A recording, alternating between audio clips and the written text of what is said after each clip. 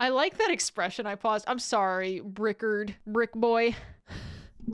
Chunky old Bricky. He's not even chunky here. He's not even chunky. Leave the guy alone. Are you guys ready? Did he get pretty buff? Yeah, he's pretty... I've never thought of him as a chubby person, but he's definitely not chubby right now. When looking through this, I am definitely going to be watching... I am almost certainly going to be watching this mouthwashing.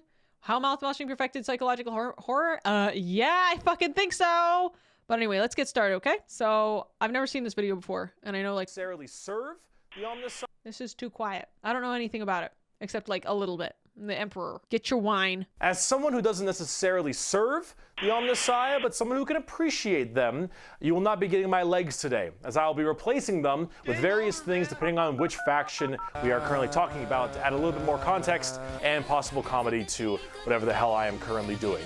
So, hello everybody, my name is Bricky. I saw Bricky's panties there for a second, not gonna lie. And this is going to be a long video and a large project that has been going on for quite some time. This is, I need two hands for this. This is every single Warhammer 40k race in kind of a nutshell, explained, a little bit of explanation, a little bit of lore, a little bit of talking about the tabletop, but mostly lore, what they're all about, and also a little bit of background for those of you who just have no clue what Warhammer 40,000 is. Now you see... So the races are like the most important part, is my assumption, because everyone told me this is the thing. So, okay, this is the video for understanding Warhammer. We're explaining the races independently, and I guess you understand the world through it. The factions, you can say. Okay, so it's not just race-based. See, Warhammer and Warhammer 40,000 is a universe people hear plenty of, but don't know a whole lot about. They see, oh, there's these dudes in big power armor with chainsaw swords, and they got these big old green orcs, and there's some bugs over there, and everyone calls these guys weebs, and then there's these spiky bitches over here, and I don't get it. I don't understand. Where do I start? Well, this video is particularly for you, or for those of you who have a little bit of knowledge, but you're kind of curious about each of the different races and factions in Warhammer. I feel like I'm overall, the Warhammer universe is vast when it comes to lore and background, and each different faction is so different with the things that they believe in, and some are human, some are transhuman, like where they all have all these crazy ass electronics on them. You've got aliens and you've got the chaos factions, and there's so much to entail that I decided to embark on this project to tell you what each and every single one of them is about. So my guess, this is my guess, factions are religious, but perhaps not entirely ethnocentric, maybe based on specific empires. Not always, but sometimes can be. So a faction, I'm trying to figure out what separates them, what makes something a faction. I guess he'll explain this. But we definitely have like groups of people. Depends on what race faction you're talking about. They all have their motives, some are ideological, but most are fighting for a mix of survival and conquest. All right, I know a lot about conquest. And what the Warhammer universe is about as well, to give at least a little bit of an intro to this extremely bloated, but very, very enjoyable world that I and many others partake in. So, I will be explaining every single faction in the Warhammer 40k universe, at least all the factions you can play as, and some smaller factions here and there. I will not be discussing absolutely everything in it because that is a little bit much, and I'm not going to go too mega deep into the lore. I'm going to give you a pretty solid overview of each of the different factions and have you learn a little bit about them, and we'll discuss a little bit of the tabletop as well in case you were curious about that. But for this episode entirely, we are discussing the Imperium of Man because that takes up a fat chunk of Warhammer lore. Oh, boo! Okay, I think I know a little bit about the Imperium of Man. I'm just gonna check really quick. Every time I click on and off of this, is it gonna flicker? Because this is the Imperium of Man, which is the Emperor. I know about the human Emperor from his DNA. He was like a he makes the genetically altered superhumans. What is Warhammer 40,000? Well, the 40,000 starts off is the year 40,000, the 41st millennium. That's where it takes place, is in the year 40,000, 41,000. When his usage of AD here, fascinating for me, because is this our universe? There's no way. This just takes place 38,000 years in the future. It is? It's not a fantasy universe. It's this universe? I didn't know that. We are canon in the 40k universe. No way. Okay, damn. Oh my god, that's crazy. Sci-fi. Oh my gosh, it's the Milky Way galaxy. I just assumed that it was like some kind of fantasy realm, but that's crazy. When you said AD, I'm like, after the death of Christ. And I'm like, wait, Christ? Jesus? I'm actually gonna, let me really quickly, it's gonna flicker, sorry. I'm going to remove the crop pad here because it's ticking me off. And then I'm gonna, yeah, we're just gonna have to watch it like that. It's gonna flicker again. It's an AD. You're already more knowledgeable. Let me read you a quote, first of many quotes in this video. It is the 41st millennium. For more than 100 years, the Emperor has sat immobile on the golden throne of Earth. He is the master of mankind by the will of the gods and master of 1,000,000 worlds by the might of his inexhaustible armies. He is a rotting carcass, writhing invisibly with power from the dark age of technology. He is the carrion lord of the Imperium, for whom 1,000 souls are sacrificed every day so that he may never truly die. To be a man in such times is to be amongst untold billions. It is to live in the cruelest and most bloody regime imaginable. These are the tales of those times. Forget the power of technology and science, for so much has been forgotten, never to be relearned. Forget the promise of progress and understanding, for in the grim, dark future, there is only war. There is no peace amongst the stars, only an eternity of carnage and slaughter and the laughter of thirsting gods. How did they forget science? You're in the future, you idiot. You're supposed to have more of it. Are you dumb? Letting the Emperor die would have solved almost all of mankind's problems. So I know that the Emperor, I know this, but I don't know this. X100. Welcome to Warhammer. Thank you for the 100 bits. You'll find out there's a period that refers to the dark age of technology, but like they have all these cool armor, so they at least have as much technology as we have now, but they must have gotten so far. Religion, isn't that a bitch? You're so real for that one. All right. What does Bricky have to say about the lack of technology? I get that it's carnage. I was understanding that it was a world of a lot of war, which war is fun, theoretically. The rules must change when you have, you're fighting all these different factions. Tech bros went too far. So real. Must pray and kneel before I start a shower. Everything blows. They have tech, they don't know how it works? Are they stupid? Google it. And it blows fucking hard. Warhammer is probably the most dark and depressing universes ever in fiction, or at least like top 3. Everything is so absurdly horrible, destructive, or overpowered that it all kind of ends up canceling itself out. It's like Dota. War rages across the galaxy. Interstellar travel is only possible due to sacrificing 1,000 souls a day to a rotting carcass of a man who you believe to be your god. Demonic gods and just demons tear open the fabric of reality on a whim. Other Xenos or even other humans end up killing each other in untold billions across the galaxy. I'm turning him down a little bit so you can hear me over. Unending war, slaughter, and a bloodbath amongst everybody. Planets are deemed unrecoverable and are completely destroyed on a whim. Everything sucks, but that's like the charm of it. See, everything in Warhammer is a little bit charming. But being evil is kind of fun. Like, humanity in its own right is a xenophobic, prejudice, and religious zealot group that kill each other just as much as they kill all of their enemies.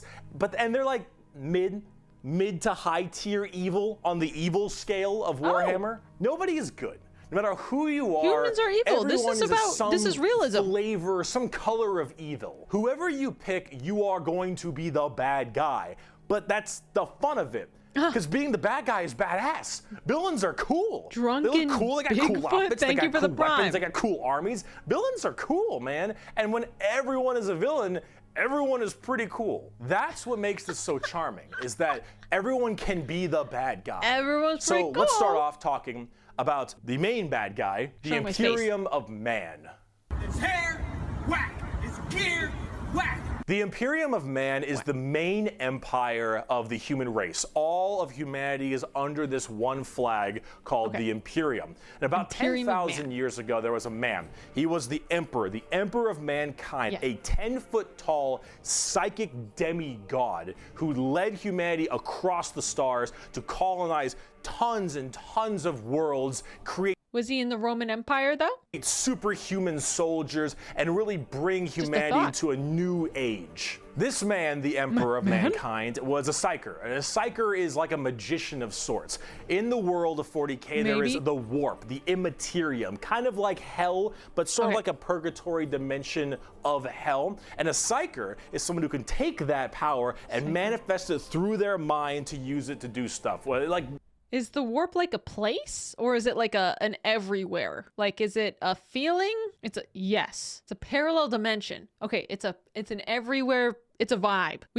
This guy can bring the vibe then. Gotcha. It's like the Force. Oh, thank you. Witchcraft stuff, magician stuff, Psyker spells, and lots of other things, but we don't want to get too into that. The Emperor, big boy psyker, top tier, A+, maybe even S. Now, the Emperor created a bunch of suns. Yes, created a bunch of suns known as the Primarchs. He created 18 Primarchs to have them lead all of the different legions of humanity to the different stars and planets to help colonize and bring it out. These Primarchs are... Wait, I'm not following. Wait, okay. The warp, psyker, emperor, good psyker, really strong. Made 20 sons, 18 in kit instead? Don't worry about it. Okay. Basically like little versions of the Emperor. Not all of them are psychers, but a lot of them are very, very powerful, and they lead his special Space Marine legions. Then this big clusterfuck happened called the Horus Heresy, where the Emperor's favorite son, the Primarch, Horus, ended up joining Chaos and leading 9 of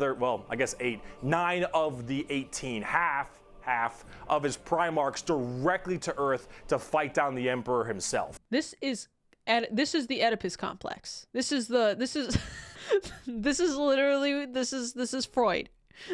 That like half of people want to kill their fathers. Not gonna lie, I don't like the support in that. Okay, so we have a super strong demigod. That is not Oedipus. I am reading Civilization and its discontents right now because I hate Freud and I love to see him be wrong. It's not? Yeah, it is. I mean, there's more to it, but that's the cause. Now, if you want to know what chaos is, remember what I mentioned earlier? The warp, that immaterium, the hellish place.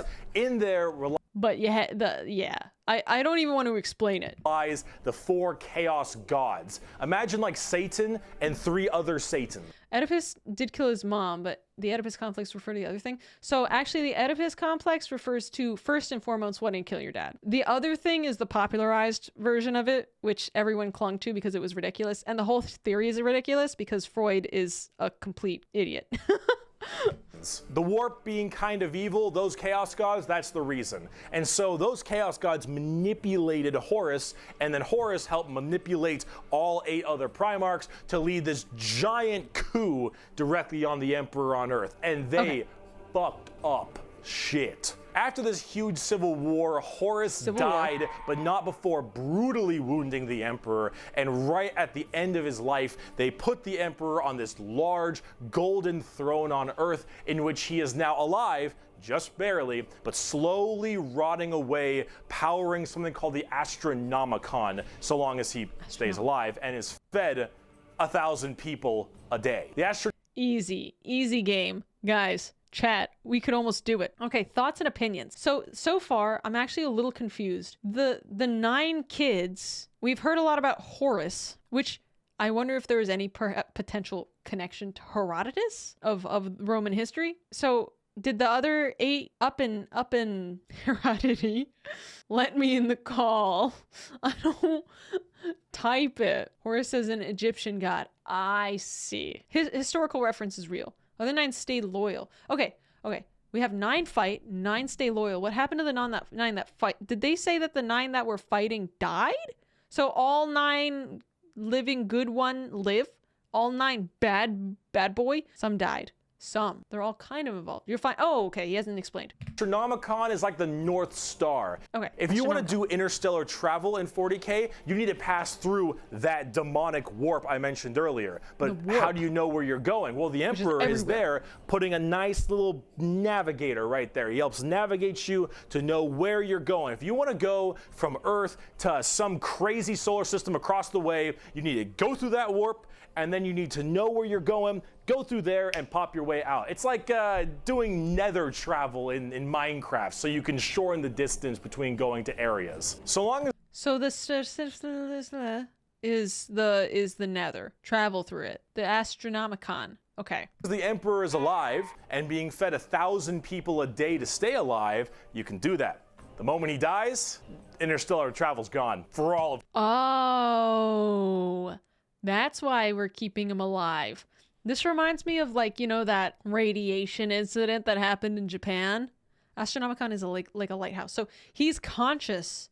He's just almost dead. Wandering L3AF cheered. Leaf, thank you for the bits. 18 legions. Half stayed with Daddy and the other half went emo. Okay. Some died and some stayed alive to help either the Chaos Gods of the Imperium. Oh, okay. Mostly dead. Okay, so some of them lived, some of them died. We have the Astronomicon, the almost dead Emperor who died almost fighting... Well, who almost died fighting Horus, is able to navigate them, and he's consciously doing that?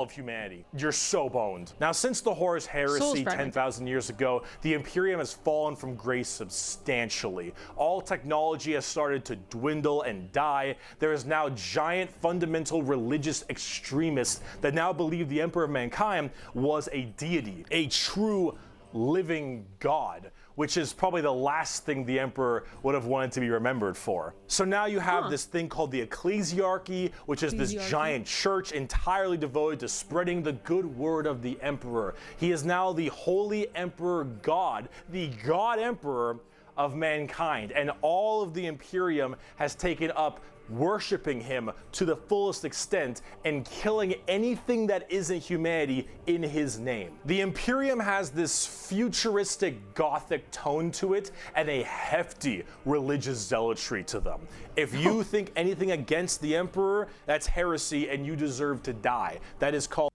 being a heretic. Heretics die in 40k. There is no... Okay. So if you don't worship the God Emperor and sacrifice your people, then you're a heretic. Yeah. Okay, so we sacrifice people. If you don't worship, if you're not one of the living people who worships him, then you're bad. You get splatooned. Gotcha. Like Europe in the past. Spanish Inquisition? It's not really hot, but I'm drinking. No such thing as freedom of religion. There's no such thing as freedom of speech, so long as you are against the Emperor. There is no such thing as any kind of tolerance. Everyone is a religious zealot. Some more than others, but no matter what, you're preaching that good word. So right now, everyone in humanity is trying to expand their empire across the stars. If you are a heretic, someone who doesn't believe in the Emperor, you are deserving of death. If you believe in the Chaos Gods, you are also a heretic and you deserve death. If you are an alien race of any kind, you are a filthy Xenos and you deserve death as well. So long as the murder continues and humanity expands, the Imperium of Man is very, very happy. However, the largest fighting force of this Imperium is my personal favorite faction, and the first faction we will discuss, the Astra Militarum, or also known as the Imperial Guard. Okay, so we have humanity, big guy, super strong, makes children. They beat the shit out of him, but he's actually needed. X100. And then he dies, but he doesn't die. He's alive, and they sacrifice people, and it becomes a huge religious thing. Think North Korea. If you say anything about the Green Lord leader, you die. Gotcha. So it's an extreme religious ethno state. Because I mean, like, I don't see any black people or Asian people. This looks like all white people. This also sounds like white people. Sigmar, thank you for the prime. Is it like all of humanity, or is this just white people? Oh, okay, they're in here. Okay, it's all of humanity. Okay, so in this faction, there's like all sorts of, everyone's racist and against the non-religious people. Actually, legions based of other human ethnicities. Okay, spacist. So we're just against anyone from space, and also heretics. I get to participate in space racism. Racist or not, are racist against non-religious. What is that called? Thea something.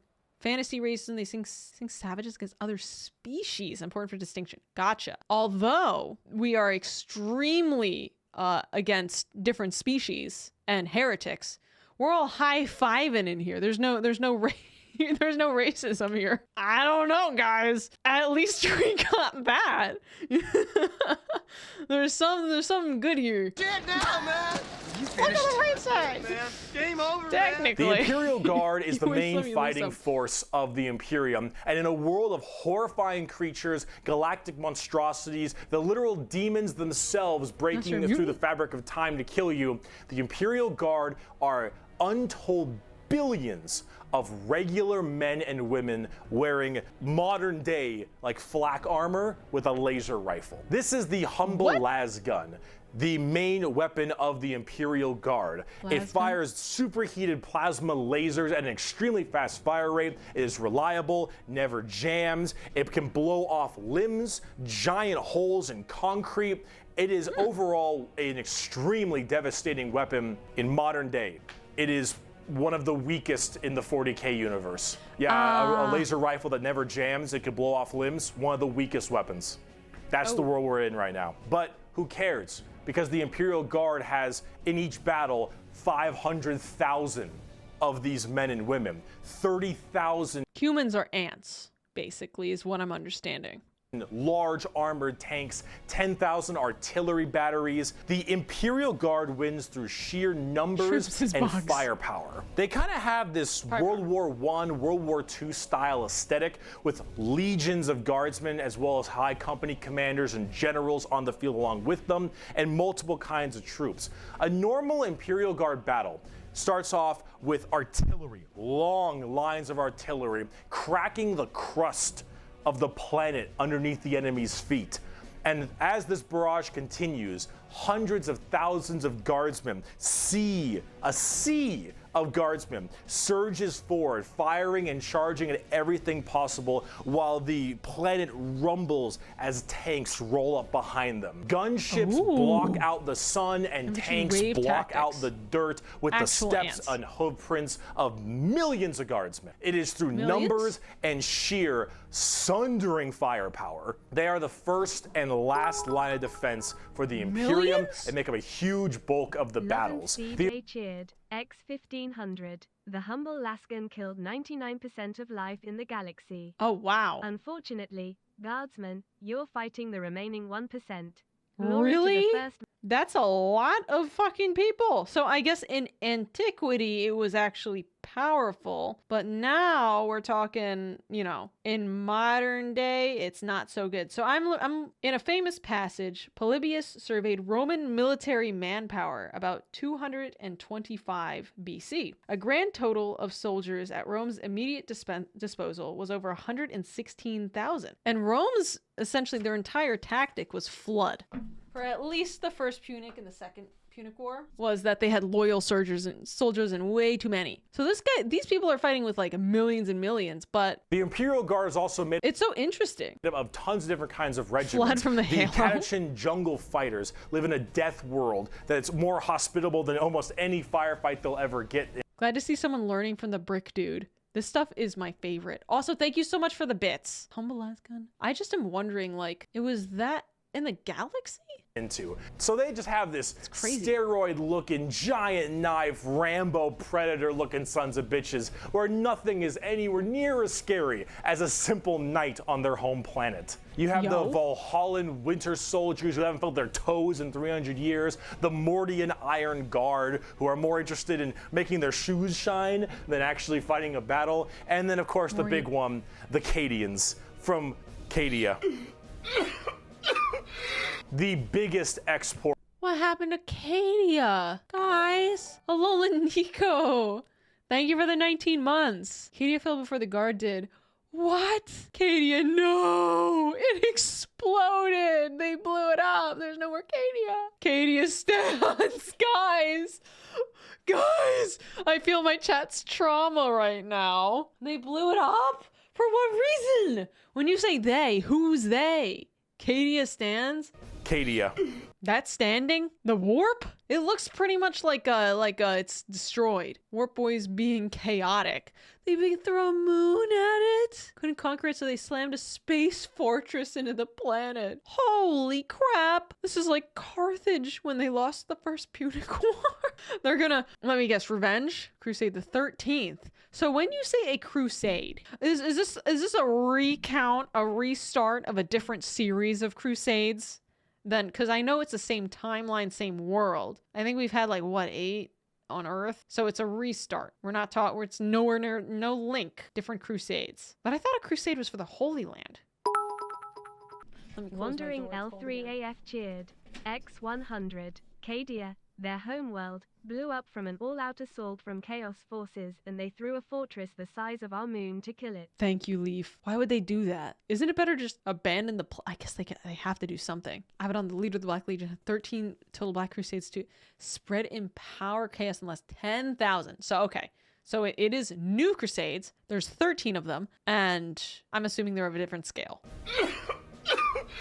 The biggest export of guardsmen in the entirety of the Imperium. You will fire your first gun at 5. You will disassemble and reassemble it at 10. You will have pounding artillery drills day in and day out at 15. And you'll fight your first swarm lord at 16. And if you mention Cadia, you will burst into an unrelenting amount of tears and sadness like I do daily. To quote, No. I have at my command an entire battle group of the Imperial Guard, 50 regiments including specialized drop troops, stealthers, mechanized formations, armored companies, combat engineers, and mobile artillery. Over 500,000 fighting men and 30,000 tanks and artillery pieces are mine to command.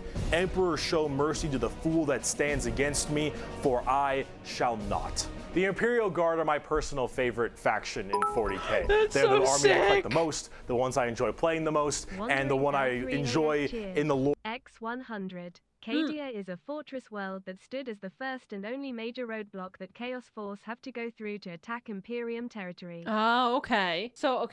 So the Imperial Guard is like the, the fighters protecting Imperium.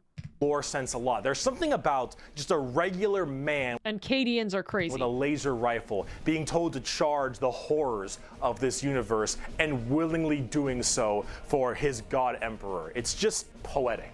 They actually represent. All right. Listen, if there was a person on Earth who allowed us to teleport through space and was almost dead but alive, I would become a religious fanatic. I would be crazy.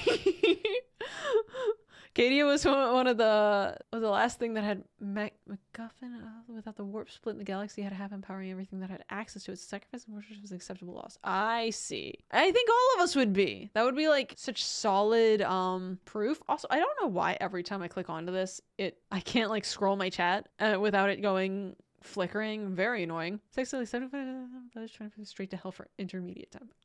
What? Wait, the warp itself is only successful 75% of the time? There's no way. The teleports? He gets it wrong? My guy! What do you mean? I think you should watch Guilty Gear lore. I love lore. I remember the only other time, I don't really do a lot of React content because I think it's shit, quite frankly, but I'm enjoying this a lot. By the way, I feel bad for not having the video linked. This is exactly why I think it's shit. Because, like, I'm not giving Bricky his views. 10 million, by the way. Damn, this is good. The main Imperial Guard tactics pretty well. Large amounts of artillery that doesn't require a line of sight, lots of tanks, tons of infantry, drop troops, and gunships. Overall, they're pretty similar to how they sound, though a little bit expensive to collect, unfortunately. And they don't hit a lot. They have a bit of a bad aim, but you don't really care because you're just drowning them in shots. However, if you want more accurate fire and specialization, we can move on to talk about Space Marines. The Angels of The Death? Angels of Death are up next. Space Marines are genetically engineered super soldiers and superhumans. They're given extra organs, their skin tissue is toughened, their bones are stronger, they're taller than the average person. They're pretty massive people. And these are the specialized super soldiers that carry out a lot of the more specific tasks for the Imperium. And there's tons of legions of them. In fact, there's one per Primarch. Each Primarch, the Emperor's son, as I mentioned before, oversees their legion of Space Marines. The genetic upgrade they get is based on the genes of said Primarch. It's called I was just about to ask that. Okay, so each Primarch has a different genetic line of Space Marines. They're literally, basically, the Emperor has sons in the Primarchs, but then the Primarchs have sons in their genetic relation to the Space Marine. 3 lungs? Dude, I want a 3rd lung. This morning I was like sitting there at work and I was like, I need to exercise more. My lungs hurt. Sons, yes. Sons, quote unquote, like children of them. Gene seed. That's what brings them up to this like superhuman level. As stated, each Primarch has their own legion. Robot Girly Man has the Ultramarines. Jagatai Khan has the Girly Man? Phone number? White Scars. Rogel Dorn has the Imperial Fists. Corvus Corax has the Raven Guard. And there's a whole bunch. There's no way that guy's name is Corvix Corax. Of other side. The Alpha Legion. Guys. Sections that are also extremely interesting and have a little bit more of a twist on the average Space Marines, which we will discuss in a bit. Humorous. Give me a second. Hello? This is a real person. Thank you. All right. I was hoping it's somebody who thought I'm Miguel. But it's sadly not. It's a robot. Honestly enough, I don't have a whole lot to say. I know. Okay, so the deep lore is that my phone number used to belong to somebody named Miguel. Every fucking day I get 2 calls for someone named Miguel. Girly Man. Some say his real name is Rabute Gulliman, but those people lie. Also, I am Alfarius. Okay, Jade Saturn, thank you so much. What do you mean you're Alfarius? What does that mean? Also, Robot Girly Man is one of my favorites. Yeah, so basically anytime I get a call and I'm thinking it might be somebody asking me to be Miguel and trying to scam me, I'll just put it on speaker. I'll be right back. Okay, let me just block that number so that they never call me again. Although I've heard that blocking doesn't do anything. Whoa. Okay. We're ready. Say about Space Marines. They're superhumanly fast. In fact, it's been said that nothing that large should move that quick. These men in power armor moving at blazing fast speeds. Their reflexes are faster. Their skin is tougher. They are overall just extremely powerful soldiers. In fact, where they differ comes down to which Space Marine Legion we're talking about. For instance, the Ultramarines done by Robot Gilliman are the main blue boys. Strong in almost every way. The jack of all trades kind of group that are a little bit too strong, and that's a lore problem, but the White Scars by Jagatai Khan are all about speed freaks, go fast. We're talking attack bikes, we're talking land speeders. You want to go in quick, you want to hit them hard, you want them to be swarming around like buzzflies, buzz saws, with the speed of buzz saws. Fuck you, Pale King. Salamanders love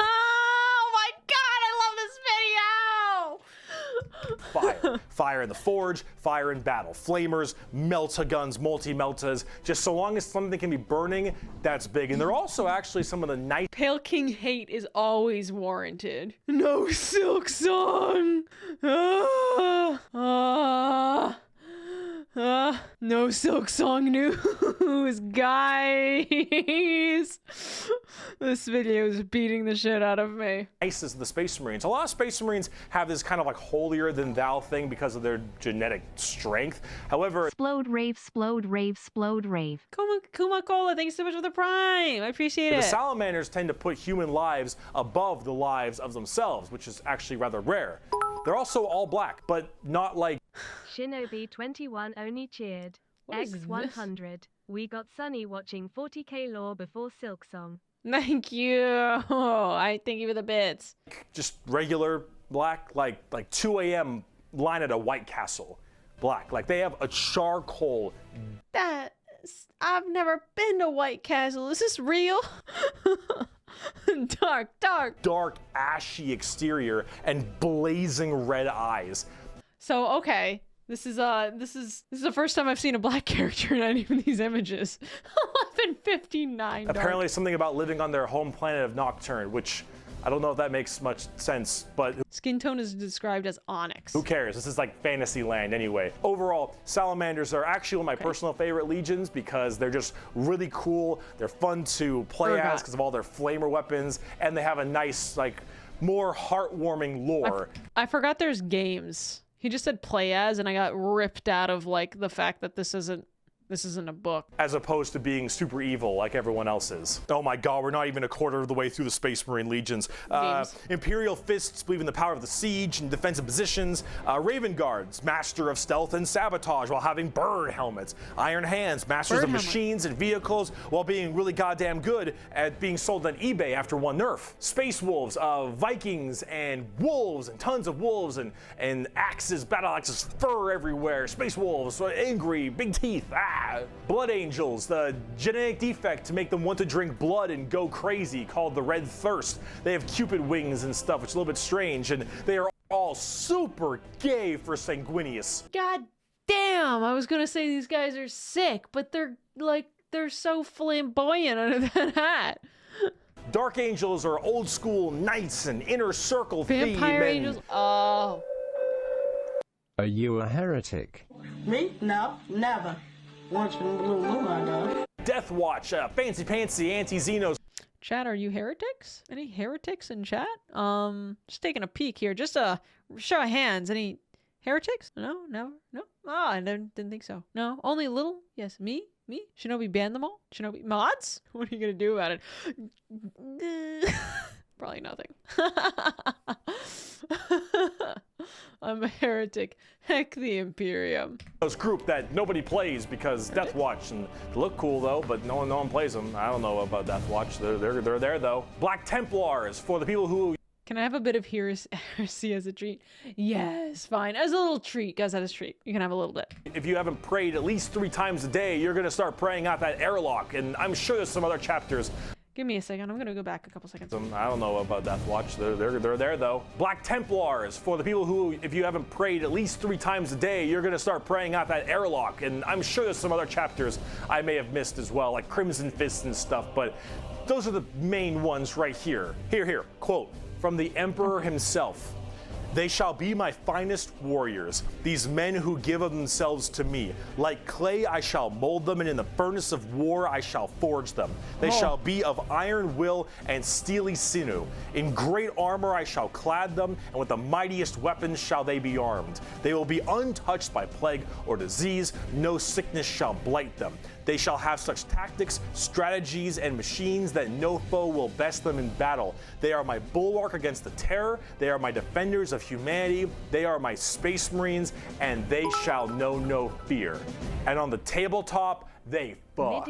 Oh, they fuck hard. X100. You're one of those book reading folk. 40k release a LOT of books, like a lot.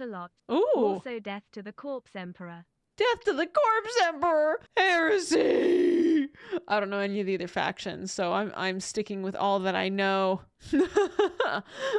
Heresy! I didn't realize there was a board game. I thought it was a video game. I think there is a video game, but I think there's probably also a board game, and the pieces are sellable, and apparently these guys fuck. This is awesome. Okay, so God Emperors, sons of sons. And there's a lot of different types, one for each type of Emperor son, which I can't remember the name of. So what happened if, when fighting the Emperor, some of the Emperor sons, so are these still existing? Primarchs. So if the Primarch died, do we still get more Space Marines? Yes. So what are we, okay. They're just like, some are dead. Okay. Board game for like 30 years. Shit. But they're sad. No. The babies. They're sad their parent died. That's a whole other video. Okay. They're just limited edition. Wait, okay. So there's less of the Space Marines from the Primarchs that have died, basically. Makigish cheered. X100. They still have gene seed from the dead Primarchs. Also, after 10k years, some Primarchs have started to wake up and do stuff again. Oh, that's nuts. Because I do know that, like, when you're certain, I remember someone telling me if you're a certain amount of powerful in this universe, you don't just die, like you go into the warp, like you get spread across the warp so you can actually come back. And so the Emperor dying might be a strategic move. Anyway. As of making this video, Space Marines are laughably strong. That might change at some point, but overall, Space Marines just have it's like a Swiss Army knife, a tool for Midia_Donna cheered, X100. Gene seed is like an organ that is made in a vat based on the genes EOF for Primarch. You kinda graft the Primarch's genes into a living human using it. Primarch doesn't mean there's less gene seed. Okay, so it's like basically the gene seed is completely separate from the Primarch, so we can still make Space Marines. Anything you need, except it's like a gold-plated Swiss Army knife. It is extremely strong. If you are actually getting into the tabletop of Warhammer, Space Marines are a great start. Also, whatever gameplay style you have, whether you want to be sit back with long range and heavy weaponry, go fast and run in, or even just full melee, all of these options are totally there for you. Space Marines are super badass, but unfortunately, it's time we start praying to our new god, the 2011 Honda Civic. Honda Civic? Boca, thank you so much for the tier 1.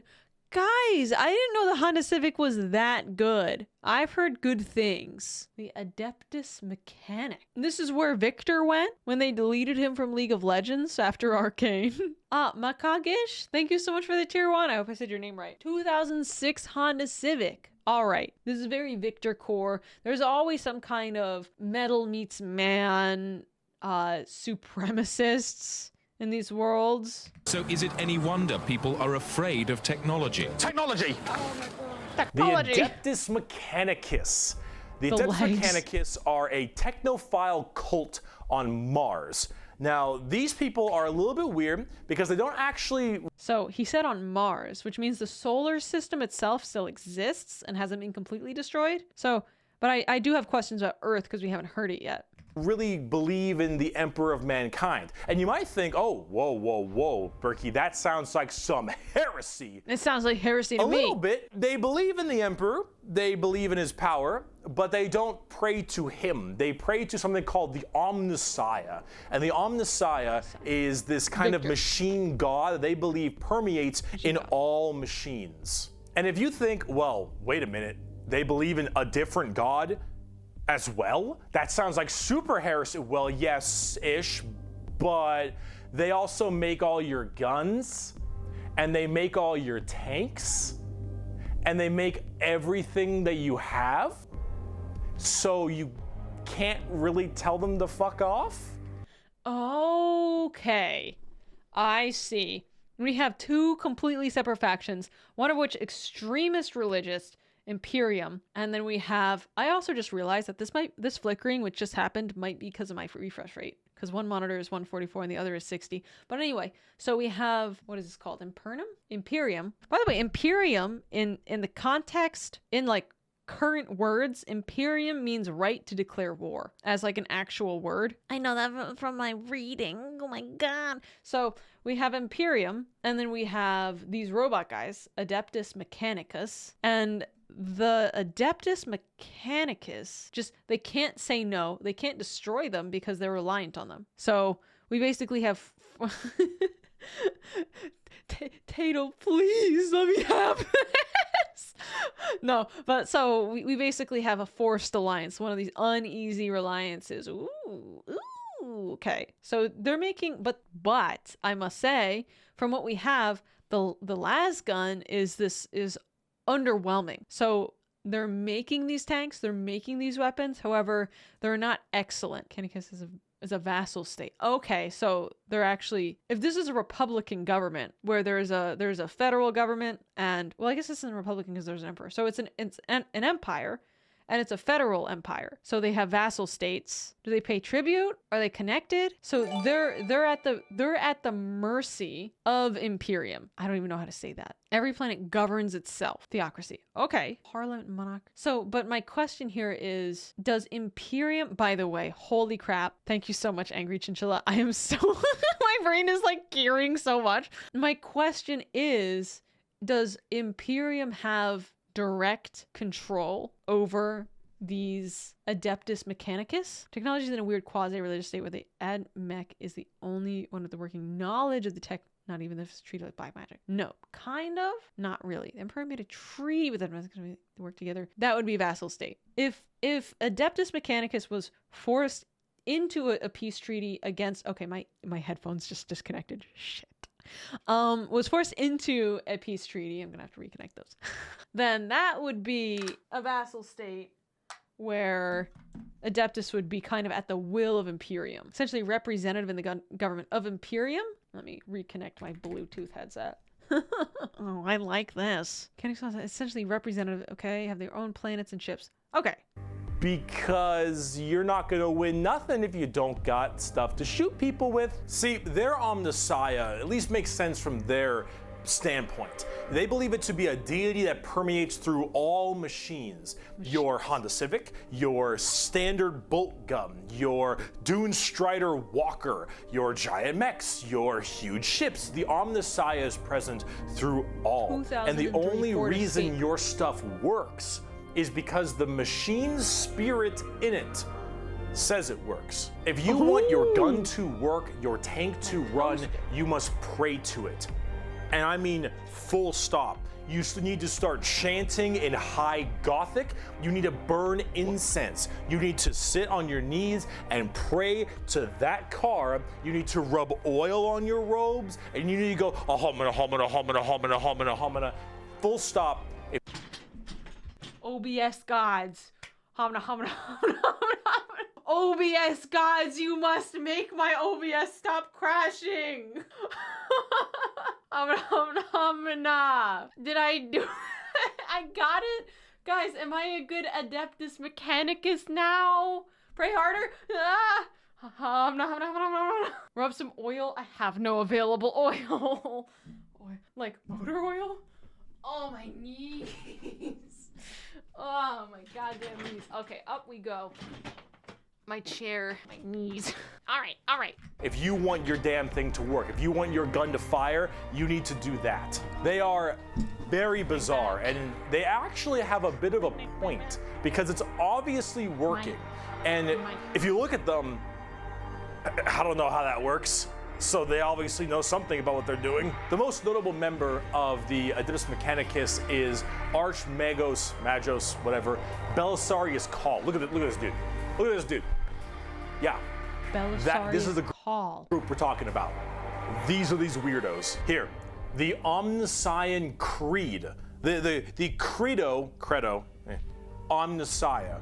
There is no truth in flesh, only betrayal. There is no strength in flesh, only weakness. There is no constancy in flesh, only decay. There is no certainty in flesh, but death. This is what Victor from Arcane was based on, and I had no idea. Known about League of Legends for 15 years. This is Victor from Arcane. I'm like, wow, this is like Victor from Arcane. And I'm like, wow, wait a second, this predates Victor. No spoilers. Are you fucking kidding me? You dick? Reboku, we're watching a lore video. Flesh is weakness. Oh, okay. No, for Arcane, okay. The game is like how he's all robot-y. He's not like that anymore. This flesh is death. The Omnissiah is the god of the machines. So Victor in Arcane and Victor in League of Legends up to this point has been they're different, but they're destroying old Victor. James Norland cheered. X100. Cool is a great inventor. The only problem is inventing is forbidden in 40k. Oh, scared, eh? Scared? Thank you, James. And if you wish to be whole, if you wish to be holy, if you wish to give unto him, you must saw down your limbs and remove your organs and replace them with mechanical parts, because that is what he wants, and that is how you will become enlightened. Hard technophiles mixed with religious extremism. Adeptus Mechanicus. Now, for their army side of things, they are with the Scutari. The Scutari operate with very bizarre weaponry and lots of different kinds of vehicles, tanks, and different people in between. They're very weird, but they have extremely wacky and enjoyable, and in fact quite effective, both in the real game and in the lore, weaponry and gear. Overall, as an army on the tabletop, they're very weird and have a whole bunch of different shenanigans, but if you like kind of that quirky, wacky techno thing, I'd give them a pickup. Hell, They're so paranoid. I gotta keep going. They're so paranoid and crazy. These Dune Striders you see right here, one guy was able to make them work. One guy, and he died. And they're so scared they'll never work again that they keep them on and they never turn them off, and they run around in a circle the whole time until they need. This is like my work. I'm not even gonna lie. We're so afraid that if we do anything, we'll break it forever. This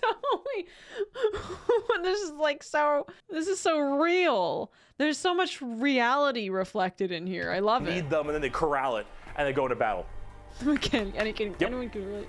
The Adeptus Mechanicus. Now, if you They corral them, they like catch the running. Oh my god. I want to talk about faith, though. Let's talk about the Sisters of Battle. A simp has fallen for an e-girl in Lego City. The Sisters of Battle of the Adeptus Sororitas, if that's how I pronounce it correctly, is an all-female group of battle sisters going through the ecclesiarchy section of the Imperium. X100. The Mechanicus is deeply afraid of accidentally reinventing AI, and they think that everything worth knowing was discovered during the dark age of technology, so they just try to rediscover stuff and use. They already know. Oh, thank you, Paratrooper. That makes sense. So, okay, AI bad. I agree. To be fair, like, I so get you. AI sucks so bad. My chat GPT tells me the wrong shit all the time. Okay, so we're at women. The Ecclesiarchy, that's how I pronounce it correctly, is an all-female group of battle sisters going through the ecclesiarchy section of the Imperium. The ecclesiarchy is, of course, the church. This is, imagine a private army of the church, which is scary. And it is. The sisters are an extremely zealotous force, and they take this to a full extreme. They believe in three main things: faith, martyrdom, and fire. Through the bolter, the flamer, and the melta. I fear that they are sexy, and I fear that that might be all it takes. Sisters of Battle are extremely potent at taking out chaos and heretics. Mainly heretics, because as they are a fighting section of the ecclesiarchy church, that's the big thing they want to kill. Any form of heretic will face the Emperor's justice through those three main weapons: the bolter, the flamer, and the melta, and they will do so with extreme prejudice. Okay. Literally. They are the closest things we have to nuns in space, and I'm talking hardcore nuns. They're carry holy fire on their backs. They have holy books and sigils all across their armor. Their main battle tank is a fucking pipe organ missile launcher. They have small babies that they have removed their brain capacity to make them little servant cherubs to fly around and give them ammunition and shit. That is morally questionable. The Sisters of Battle might not be Sunny's Roman Empire, but they could be her Vi from Arcane from 40k. I mean, I'm just saying, that one at the front line with that really thick armor, with the cool helmet, one leg in front of the other, I mean, I would kiss her. They drop churches. Warhammer 40k is morally questionable. From low orbit as mini drop pods onto battles.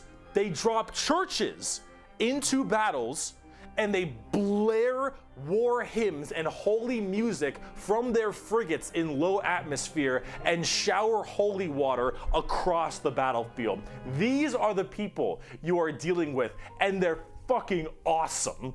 Holy fuck. Heretics, take this! There's a church at them. It can literally stave the one that Pat wants but will never have. This is so real. Off demons on the tabletop because their faith is that strong. Remember the warp, the demons from the warp? Well, the warp also manifests in your mind. All of your emotions, negative and positive, go through the warp. It's the immaterium, the place of all things. So if you are that mentally fortified, that mentally strong, you can stave off horrifying demons.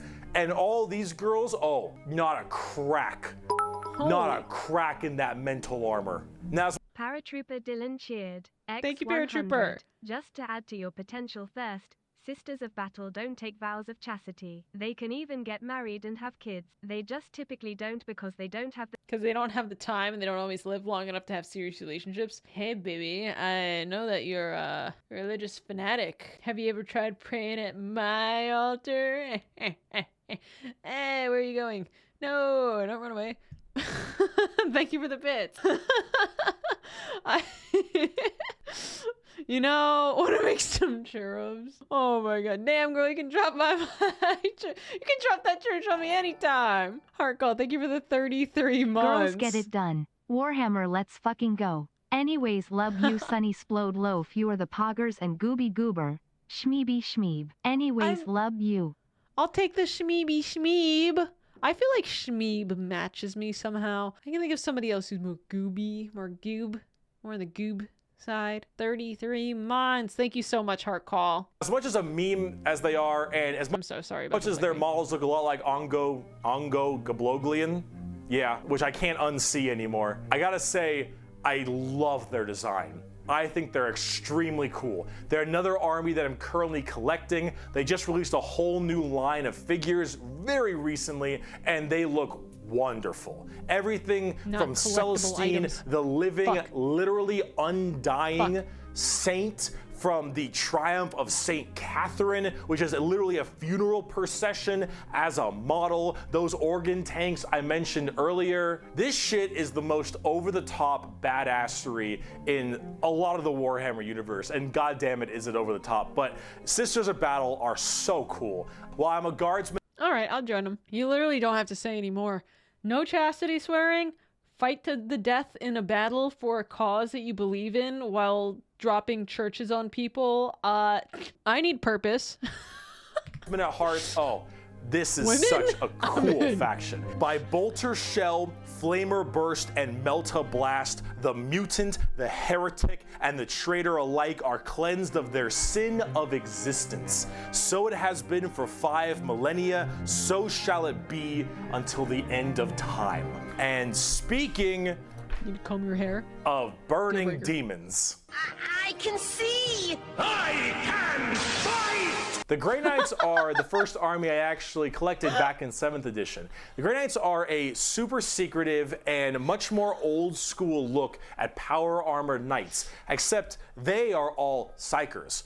All of them have that crazy space magic magician shit. For every 100,000 guardsmen, there's 1 Grey Knight. For every 10,000 Sisters of Battle, there's 1 Grey Knight. For every 1,000 Space Marines, there's 1 Grey Knight. Grey Knights are the strongest of the strong, both in mental will and absolute just strength. These are space— I'm wondering if that's because psychers are rare, but they can't be because you sacrifice 1,000 every day. X100. I don't so they think just he must be really strong. The best part of the Sisters of Battle is their origin. After the church had a group attempt to coup the imperial leadership, it was ruled that the church could raise no army of man. Army of men. So the Space Pope just raised an army of women. Oh my god!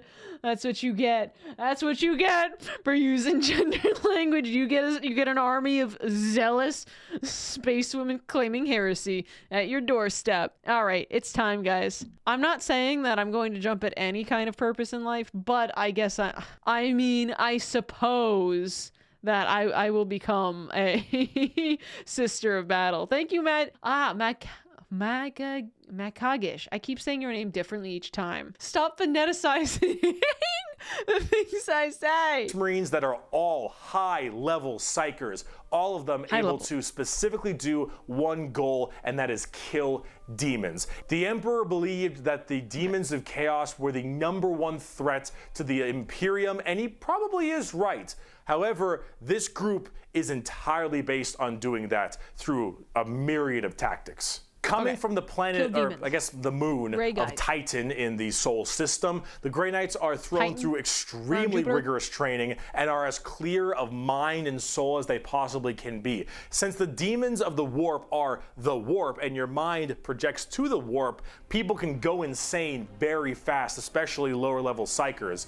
These Grey Knights need to be able to harness the warp in the presence of demons and stay perfectly sane. One of their characters, one of my favorite characters, is named Castellan Crow. He has a demon blade, the black blade of Mahamahama, and he has to have it on him because it tempts everyone nearby, constantly beckoning them. Use my power, use my strength, suck my penis, whatever the possibility. And so he has to keep it on him all the time as this thing whispers to him. Do not put the lick emote. Consistently, and he has to stave it off forever, being alone in his chambers or on the battlefield, because anyone who gets too close to it might be tempted a little too hard. He is that pure of heart and mind, and all the characters in the Grey Knights are basically like that. The only issue is that Grey Knights have a scorched earth policy. This man keeps his sword unsucked. So, guys, what in tarnation? Guys. All right, so they're Puritans, fortified, kind of like raised from child age to be pure. More ways than one. If they're fighting demons, demons corrupt and make people crazy. So if I'm a guardsman and I'm fighting demons and the Grey Knights arrive, not demons, and they kill all the demons, I'm a risk. And so guess who's not making it out of there? On the tabletop, they're very strike fast, strike hard kind of people. They teleport all around the place. They are fast strike groups, small amounts of models because they're so dang strong. You only have so many characters, but with it, you get in there, you're very tough, very tanky, you hit really hard. Okinto, did I say your name right? Thank you so much for the Prime for 2 months. And thank you for the hydrate. I have finished my glass of wine. I will not be drinking another one. I don't have work tomorrow, but I don't want to be drunk. Hard, and you try to bounce around the battlefield quickly, but you don't have numbers, and so every dead Grey Knight hits really damn hard. They're fun, though, if you like that kind of fast-striking kind of army. Oh, and also, Caldor Drago is a thing. We're not even going to get into Caldor Drago. All right, that is, oh my goodness gracious. I am the hammer. I am the male about his... We're not going to get into him, he says, before reading his excerpt. Fist, I am the spear in his hand. Though we are lost, I am the shield on his arm. I am the flight of his arrows. I am the hammer. I am the sword. I am the shield. I am a soldier at the battle at the end of time. Grey Knights are pretty hardcore. They are as holy as you can get for a Space Marine. If you like Space Marines and you want to, you know that they're holy enough, you want to be holier, Grey Knights. So they're rarer than Space Marines. They're all extremely powerful psychers. So they just sound like broken, right? And they're religious fanatics. Master Caldor Drago got cursed to roam the warp forever, said, okay, whatever, and started dunking on chaos in their turf. He got chaos so bothered, demons tried to lift his... There's no shot to lift his curse, so he just fucks off. But he refuses. He's dunking on chaos in the actual warp itself. Drago. Not gonna lie, what's his name? Caldor Drago reminds me of Khal Drogo, the name itself. Doom guy. Rabid dogs would also bite their supposed allies around them. There's not most broken faction in the Imperium. There's dudes who are more hardcore than even this. That's crazy. Now, if you want to be holier and big, let's talk Imperial Knights. Oh, Lord, he coming! Do you like gigantic walkers the size of homes or medium-sized buildings?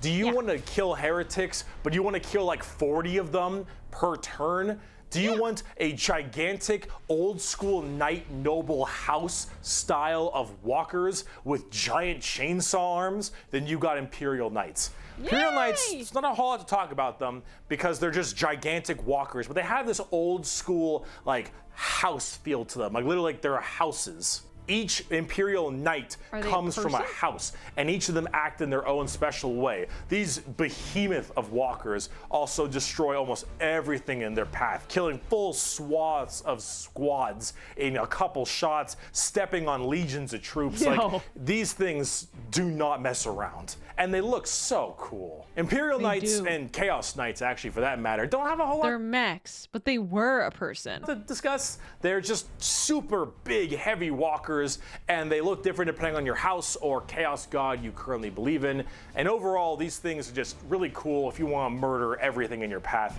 They're the big, scary, big unit of Warhammer, and if you want to collect them, go to town. They make for a great painting project too. Getting more back down to earth. Ooh. Let's talk something about a little bit different, a little more gold. If Adeptus. Guardsmen are regular soldiers. Space Marines are super. They are there are a crew of people inside of them, with the one main person linked directly to the machine's spirit. They're a kind of coffin with a person almost dead, but unable to die because of said mech. Oh, so there's a guy who's like, it's like Jujutsu Kaisen. It's Mechamaru, but less lame and pathetic. Night pilots aren't tied in their mechs. They're just, okay. Add mech Titan precepts are. Which one was this? Imperial Knights. James Okay. Norland cheered. X100. Just piloted. Imperial Knights also sadly often used to show how powerful or scary a threat is by getting wrecked almost every time they show up in any media. Oh no, they're the, oh my god, these guys are so powerful. Remember the guys we told you were powerful, these Imperial Knights? Time to destroy a ton of them until the point where you're like, oh my god, the Imperial Knights are getting fucked up for the 80th time. Okay, so the Imperial Knights are piloted by people. However, there's a different type of mech, similar, that is soul piloted by someone who is linked to the machine. Soldiers. And now we're on Adeptus Custodes. Grey Knights are super soldiers. The pants, by the way. The Adeptus Custodes are super soldiers cubed. The Adeptus Custodes are the third major army I own. I know, 3 armies. I know, I got carried away, okay? But that's all. I only have 3, okay? Only 3. They are our final brand of Space Marines, but these ones are super special.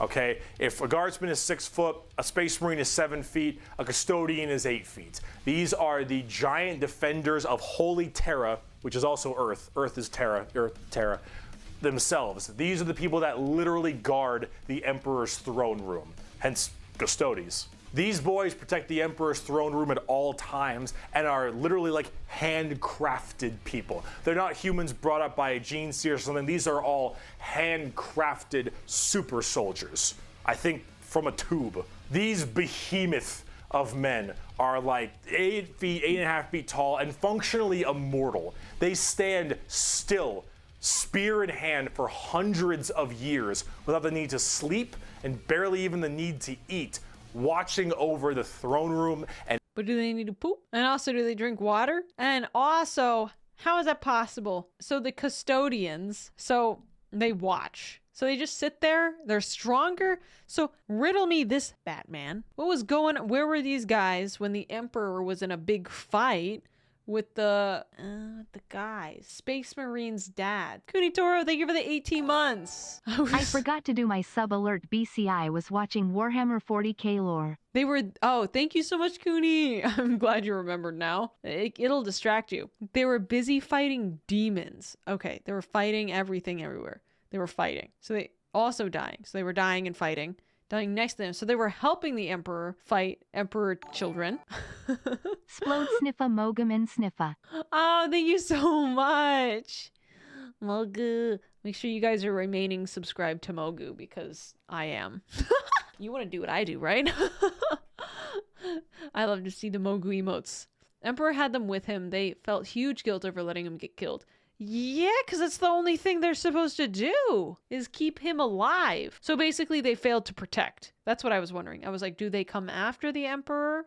So the custodians, original protectors of the Emperor goes to fight, and they were not able to protect Hyro. They weren't able to protect the Emperor getting bitch clapped by Horus. So now they're just sitting there protecting the Emperor's almost dead body. What is Horus? I can't remember what his species called, and there's no chapter in here to explain what his species is. A Primarch. Look at Sunny being sassy. Where's my chapter names? The baby was born with no legs, but we took it in. It's fairly happy. Primarch is technically still human. It's human mixed with the DNA of the Emperor. All right, I get it. Okay, so Emperor Primarch, Space Marine. But more powerful than the Space Marine are these Grey Knights. Way more rare, raised on Jupiter, to be this holy group. We've got the Sisters of Battle, originated because they weren't allowed to raise an army of man, who are religious Adeptus Mechanicus worship the robot. Then we have Imperial Knights, big robot, but no human being is tied to it. And then we have custodians who basically failed the king, well, not the king, the emperor, same thing. And now they're guarding his dead body, but they're stronger than even the Space Marines. I'm seeing a lot of these guys, so I'm wondering how this happened. But they're definitely weaker than a Primarch, though. Stronger than a Space Marine, weaker than a Primarch. Grey Knights aren't specifically holy. They're anti-demon. Okay. Anti-demon Grey Knight guy who just have minds of steel. Okay. And every other area of Holy Terra for their entire purpose in life. And oh my lord, are they terrifying. These custodians put Space Marines to shame. James Norland cheered, X100. In the old law, they strip off their armor as a mark of shame for not being able to protect Biggie, so you just have a throne room full of giant naked statues that will kill you the moment you move. So you just have a throne room in the old lore. We're just a whole bunch of naked guys, like ready to lunge if you went for the Emperor. This has been retconned. Guys, why did they retcon that? I can take them. There was a room. So you're telling me in the old lore, the Emperor sat in there, surrounded by potentially dozens of large naked men? You can't make minis of that. But you can. In fact, I'm 3D printers. I'm just saying, it sounds Roman to me. You can 3D print anything. You can sell anything. This isn't a kid's game. Give us the wieners.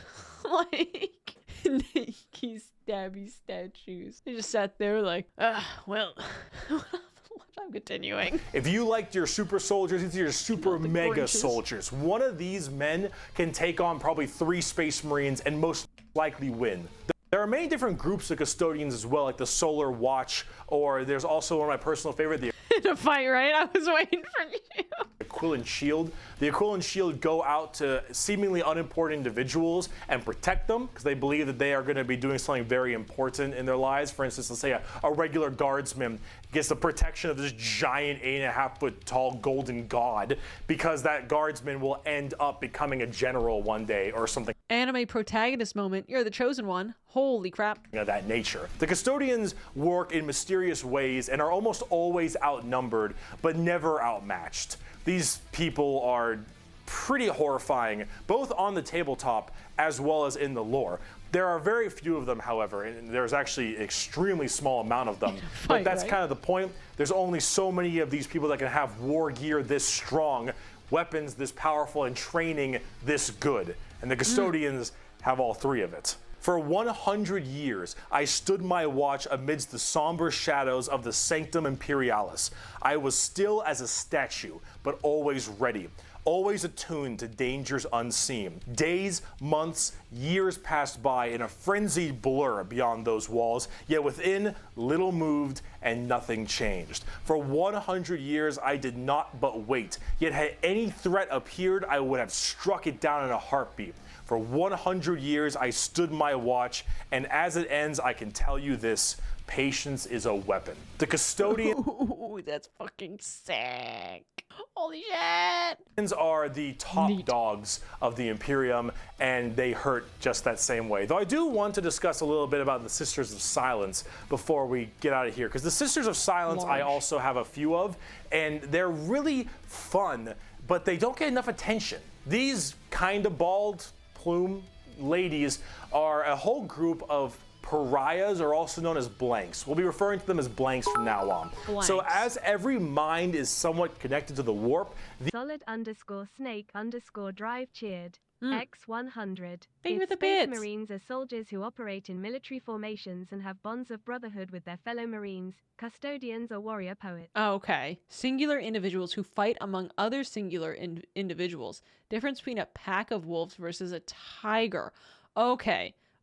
So definitely we got the custodians being few in number, but kind of an apex predator type, hard hitter, versus, a wolf, strong, but really needs to be in a pack, drive people down. Makes sense. But then we got these ladies. These blanks are a genetic mutation that has it suppressed heavily. Because of that mind suppression, normal people feel this weird, like, uncomfortable nature when around them. When a Sister of Silence walks past them, you feel ill. You feel just uncomfortable and strange. So most of them don't actually live past childhood, because once they are birthed, they're, well, you know, killed or something at a very young age because they just emit a horrifying aura. These ladies, however, are guardians of the throne as well for more psychic threats. See, none of the custodians are psychers, so they have a difficult time dealing with major demons and other kinds of psychic phenomena. These sisters are extremely specialized in it, all of them taking a vow of silence as they don't speak, hence the term Sisters of Silence, but they communicate through hand gestures and things of that nature. But if there's a demon issue, if there's any kind of warp-based problem, the sisters are extremely adept at dealing with them, thanks to their blank gene. They normally work a lot of time with the custodians because they have to deal with. They're okay. There are also lady custodians. Okay, so I also feel uncomfortable around women. Oh, I feel uncomfortable around people when I'm not alone. So warp is the source of all emotion in 40k blanks. Suppressing any feeling is very unnerving. Warp is the source of all emotion. Blank suppressing any feeling. Warp is the source of all emotion, and the warp is everywhere. It's kind of like feeling just a wrongness with the blacking out of that, I guess, is a brand new retcon. Oh, yeah, I appreciate it. I'll take it. You know, it, like, as much as people are like, oh, we don't need a girl in there, I like that shit. I'm like, oh, I can be strong. It's like literally that simple.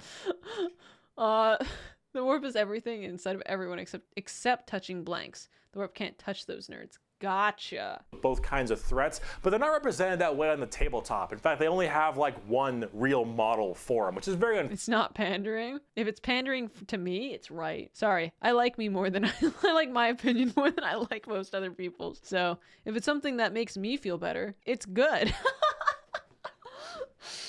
There you go. Unfortunate. I hope they'll get some like news soon, because I think they should really be working together as it is that way in the lore, but hopefully smoking like a Twitter user. We'll get there soon. But if we're talking about blanks, let's talk assassins. My precious power ring gone forever. It's been a long video. We're about to round it out. We got this and one more human thing, and then we're done. The assassins, though, the Officio Assassinorum, oh boy, these people are deadly. Yeah, they're called assassins. They should be, but oh man, these people will mess you up. So these are from the Officio Assassinorum, a very special organization, and they are handpicked by the Grand Master of the Officio Assassinorum from the... If you keep talking like that, I'm going to call you out on being cring, and then I'm going to ban you. Talk normal. I know you're putting... I know, because I know. You're putting that, you're typing that into some kind of like some kind of font changer online, and then you're copying and you're pasting it. Shit. Fan service is cringe until it appeals to me that it's based. So real. No, he says doing it. Thank you. What's it called? Scola Progenium. It's basically an orphan school. Your parents got murdered by demons or something. You get sent to this and you get trained to be whatever. Tempestus Drop Troop, an Inquisitor, maybe even. Maybe you get a blank gene and you get thrown into the Sisters of Silence, or sometimes you just disappear. When you are taken, however, you I missed that. I'm not gonna lie. I need to go back a little bit. I'm sorry. got murdered by Scola Progenium from the what was it called? Scola Progenium. Okay, it's basically an orphan school. Your parents got murdered by demons or something. You get sent to this and you get trained to be whatever. Tempestus Drop Troop, an Inquisitor, maybe even. Maybe you get a blank gene and you get thrown into the Sisters of Silence, or sometimes you just disappear. When you are so, okay, it's just the school kills you. Taken, however, you go to one of 4 temples, because the Assassinorum works in the temple style of things. These temples are the Vindicare, Caluxus, Calidus, and Eversor temples. Let's start with the Vindicare. I'm far away. I've been sitting here for 3 weeks. Poof! The Vindicare temple is the main sniper-based temple. Gigantic sniper rifles for all these assassins. Their whole point is to be able to be in a spot and sit there, eye and scope, for weeks, waiting for their perfect target, taking people out from literal miles away after extremely long time periods. The Vindicare Temple is about precise, perfect aim. There have been reports of Vindicares being able to single out particular body parts from over 2-3 miles away. Temples in the head, the jugular, for instance, and been sitting there after weeks. And when they're ready, take that shot, time is done, packs them up. The Calidus Temple, however, is a lot more about shape-shifting and deviant art. It's mostly a female-based one, or at least it seems to be, and this allows a lot of body augmentation for certain individuals to be able to kind of transmorph themselves and infiltrate areas that are problems. These assassins will end up taking missions that take them years, 2-3 years, to infiltrate a heretical group and slowly work their way up just to get enough time to put a bullet into the main target's head and then escape unharmed, or become the main target and sabotage it from within. These are all completely about deception, mind tricks, polymorphing, and everything in between. And lots of drawings, of drawings. The Eversor Temple. That's the second character we've seen with like the interesting ponytail, though. Just kind of disturbing one. They're women because they take the transmorphic serum better than the men. Oh, okay. The Eversor Temple is about when you... Guys, the boobies are a tactical decision. Please be respectful. The reason that the ladies have the big jugs is because they need it in case they hit a wall. It'll tactically bounce them back off. You don't want anything to come back alive, friend or foe. You want it all dead. An Eversor is psychogenically conditioned with just psychotherapy and psychological torture to only feel violence, hatred, and anger. It does the Clockwork Orange style of thing of just making you forced to watch never-ending pain and misery and psycho conditioning, I guess is the term. And then they pump you full of tons of psychedelic drugs and they cryo-freeze you. And then they drop you in an area where they just want to make sure everything is dead. And then you defrost, full of just all this insane, mind-boggling psychotherapy and psychedelic drugs, and you just go to town. Yeah, if you don't care if anyone comes back alive. You're like, all right, lost cause, send them in. Finally, there's the... That's messed up. You're not allowed to do that. That's morally vague. I mean, not even vague. That's terrible. Batman, I was born in the darkness. Give me a second. I need chapstick. Retrieve the chapstick. And now I keep biting my lips. Welcome to 40k. I like it. Chapstick. As sort of abusers, they still have a nuke in their chest if they fail. In case they fail, pull a jinx, if you will. Most bizarre temple, the Caluxus Temple. The Caluxus assassins are feared even among the other temples. So that blank gene, the people will go to the Caluxus Temple with this as well.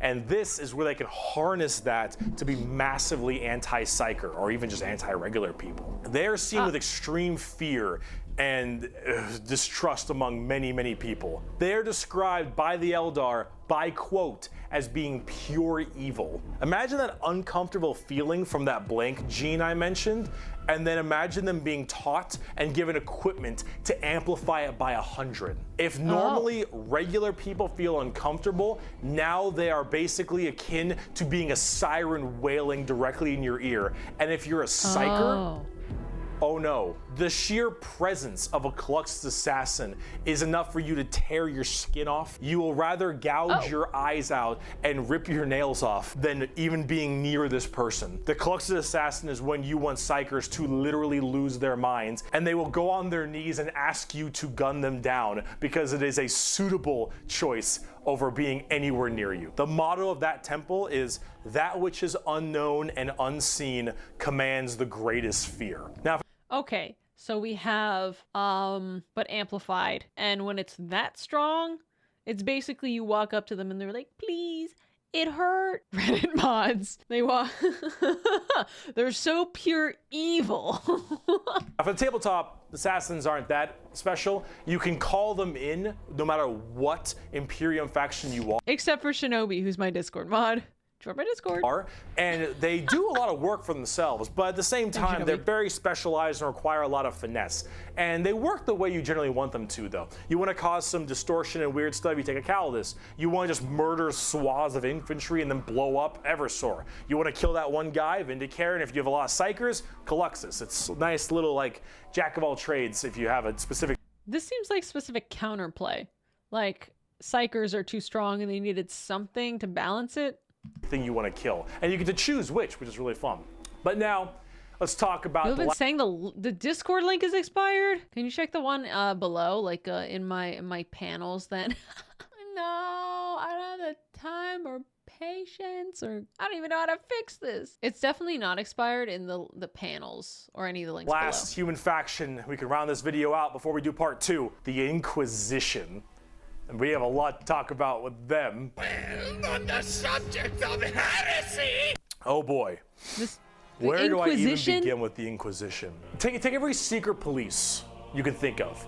The KGB, the Gestapo, the CIA, FBI, any of these kinds of people. And then mark it up by about 10 and give them the most power in the entire Imperium. No, you know what? How about this? This right here, it's not just a quote.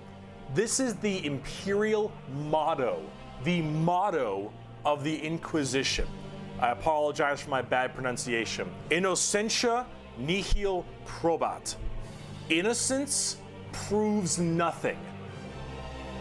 The most powerful organization in the Imperium, the secret police, their #1 motto is innocence proves nothing. The Inquisition Innocent until proven. I don't give a fuck. Pew. goes around like the secret police or like detectives to find that the precedent is poor. Find issues in the Imperium. And they have different ordos depending on which one we're talking about. The Ordo Hereticus, the Ordo Xenos, the Ordo Malleus, for instance, and a whole bunch of other ones. Okay, if this guy shows up at my door, there's no secret. I'm just gonna assume I've done something. Oh no, who is this guy? This guy a little secret police? I might think to myself, never. I'm gonna think I'm gonna die. Hereticus is obvious, they deal with heretics. Xenos tries to find alien threats, and Malleus is demons. They all have different specializations in what they're trying to go for as this Inquisitor. And that's what they're called, Inquisitors. Each of them, as an Inquisitor, has their own free reign to do as they wish. They may have a ship and a crew, and they go out to find problems and interrogate people a lot.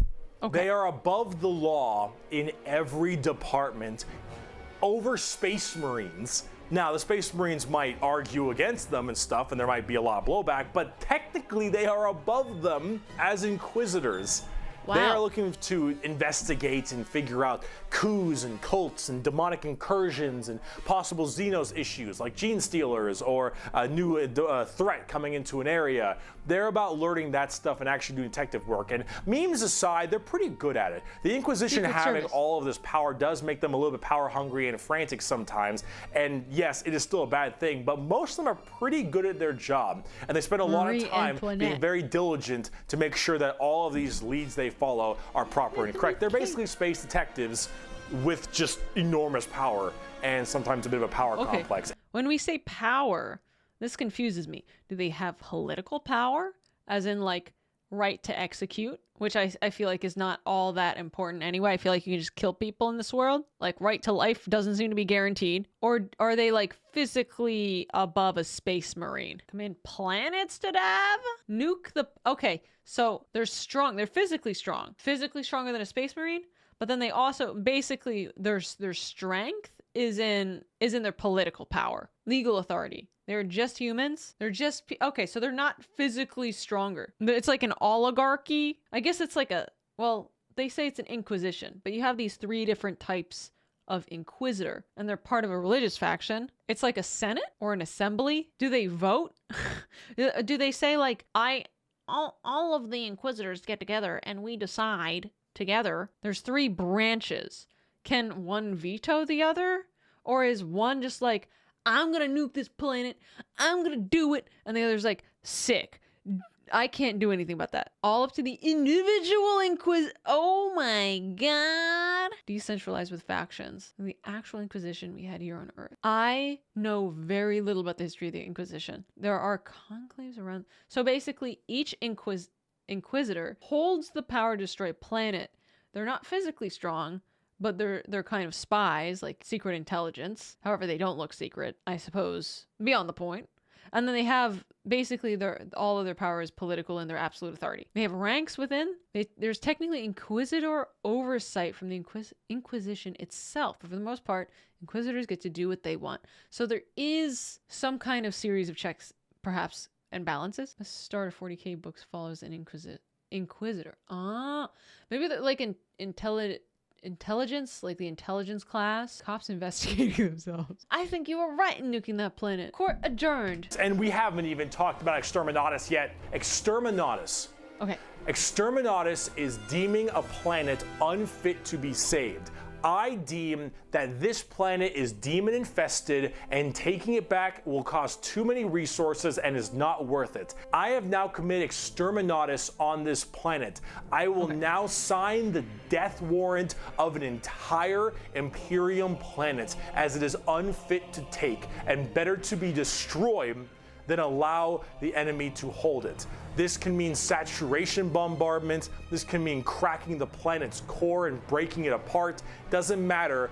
Render this planet inhospitable to all life. Yes, the innocents proves nothing people are the only people who can choose this planet must die in its entirety. Yeah, you're playing the villain. Now, it is memed a lot, but most Inquisitors are very rare to do Exterminatus. Kind of like Helldivers. Exterminatus is a very crazy thing. There's only so many worlds that you don't want to destroy all of them. Now, naturally, with the memes aside, there are some people who are a little bit rough on this one. Dude, the Roman Empire, Xenos, tyrannic. There's literally, or is it tyrannic? Like the Tyrian Sea from the Empire of Tyr in South Africa on Earth. Xenos, like the two most prominent. One of them there's two different Xenoses.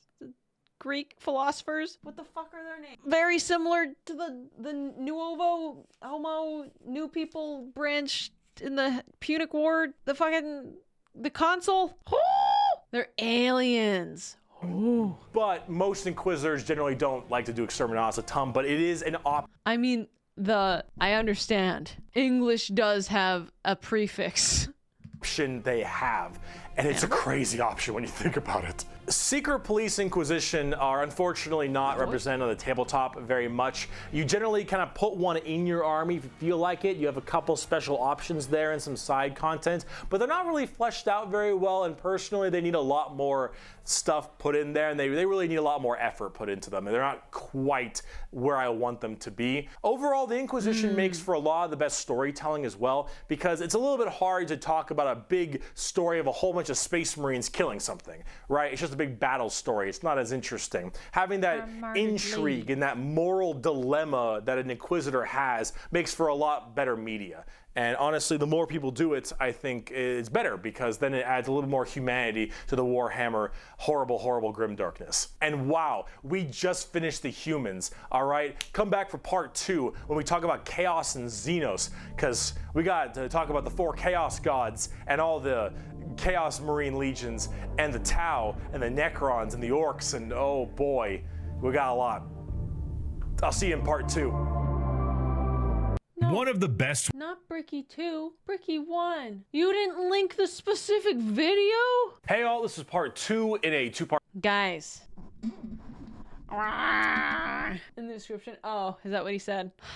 I'm not gonna lie, I want to watch this right now, but I think I need to continue it next week after a just chatting stream just like this, so that I can be like, I can actually absorb the information, because otherwise I won't, because I'm getting a little eepy. I've been awake for a long time. No one reads the description. It's me. I complain when people don't read my descriptions, but then here I am. All right, guys, I'm gonna do this. Show the tummy. So basically, that shit's nuts. I'm gonna enjoy that. I'm also gonna enjoy trying to find parallels where they don't really exist. Oh my god, Hannibal, oh my god. Hope you have a good rest. I am certain I will. Oh God, we're gonna have to continue this next week, or maybe. Well, I mean, yeah, I don't want to hold off because that was good. It was really good. That was some good stuff. So I'm thinking we pick it up. We pick it up maybe this weekend because I definitely need to stream this weekend. Why, you might be asking? Well, I'm glad you asked because I don't have because I need to do some more sponsor shout outs before I kept forgetting, so I need to do that. And this is part of the reason why it's good for me to have sponsors, because they hold me to a schedule.